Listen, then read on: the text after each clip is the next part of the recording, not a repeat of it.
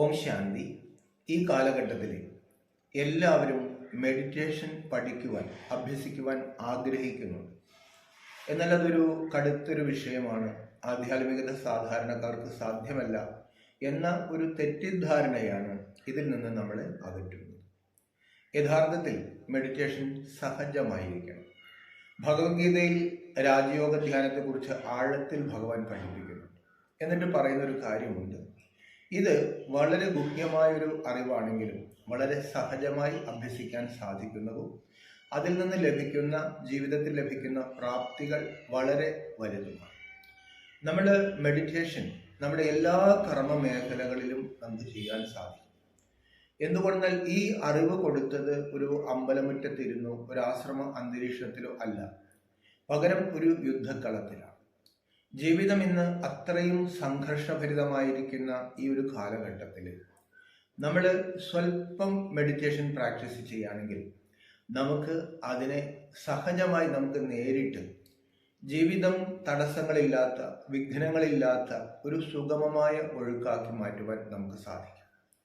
ഇതിൽ നമ്മൾ ആദ്യത്തെ പാഠം എന്ന് പറയുന്നത് നമ്മൾ ജീവിതത്തിൽ ഏറ്റവും കൂടുതൽ ഉപയോഗിക്കുന്ന ഞാൻ ആരാണ് എന്ന് മനസ്സിലാക്കണം. കേവലം ഒരു വിളക്ക് കത്തിച്ച് അല്ലെങ്കിൽ ഒരു മെഴുകുതിരി കത്തിച്ച് അതിനെ നോക്കിയിരിക്കുന്നതല്ല മെഡിറ്റേഷൻ. പകരം ആഴത്തിലുള്ള അറിവിൻ്റെ ആധാരത്തിൽ മനസ്സിനെ ഏകാഗ്രമാക്കുന്ന ഒരു കലയാണ് യഥാർത്ഥത്തിൽ മെഡിറ്റേഷൻ. അതുകൊണ്ടാണ് ജ്ഞാനയോഗം എന്ന് പറയുന്നത്. അപ്പോൾ ഇതിൽ ആദ്യം നമ്മൾ മനസ്സിലാക്കേണ്ടത് ഈ ബാഹ്യമായി കാണുന്ന ദേഹം അത് പ്രകൃതിയുടെ 5 തത്വങ്ങൾ കൊണ്ട് നിർമ്മിച്ച് ഒരു ദിവസം പ്രകൃതിയിലേക്ക് തിരിച്ചു പോകുമെന്ന് ഉറപ്പുള്ള, അതായത് നമ്മളെ വിട്ടു പോകുമെന്ന് ഉറപ്പുള്ള ഒരു സാധനമാണ്. ഈ മാറിക്കൊണ്ടിരിക്കുന്ന ദേഹത്തിൽ നാളെ മരിച്ചു പോകുമെന്ന് ഉറപ്പുള്ള ദേഹത്തിൽ മനസ്സിരിക്കുമ്പോൾ ആ മനസ്സ് തീർച്ചയായിട്ടും അശാന്തമാണ്. ആ മനസ്സിൽ ഉത്കണ്ഠയും ഭയവും ഏറി വരും. അതുകൊണ്ട് മനസ്സിനെ നമ്മൾ ആദ്യം പതുക്കെ ദേഹത്തിൽ നിന്നും മാറ്റണം. നമ്മളെപ്പോഴും പറയുന്നൊരു കാര്യമാണ് എൻ്റെ ദേഹം. എൻ്റെ കണ്ണുകൊണ്ട് ഞാൻ കണ്ടു, എൻ്റെ കാതുകൊണ്ട് ഞാൻ കേട്ടു, എൻ്റെ നാവ് കൊണ്ട് ഞാൻ സംസാരിക്കുന്നു.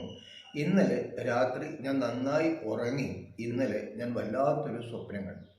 അവിടെ എല്ലാം ആ കർമ്മം ചെയ്യുന്നത്, ശരീരം ഉപയോഗിച്ച് കർമ്മം ചെയ്യുന്നത് ഞാൻ ആണ്. ആ ഞാൻ യഥാർത്ഥത്തിൽ ആരാണ് എന്നുള്ള പാഠം വളരെ ലളിതമായി ഈശ്വരൻ നമ്മളെ പഠിപ്പിക്കുകയാണ്. ബാഹ്യമായി കാണുന്ന ബോധമില്ലാത്ത മരിച്ചു പോകുന്ന ഈ ദേഹമാകുന്ന ക്ഷേത്രത്തിൻ്റെ ശ്രീകോവിൽ ഭാഗം, അത് ശിരോമധ്യമാണ്.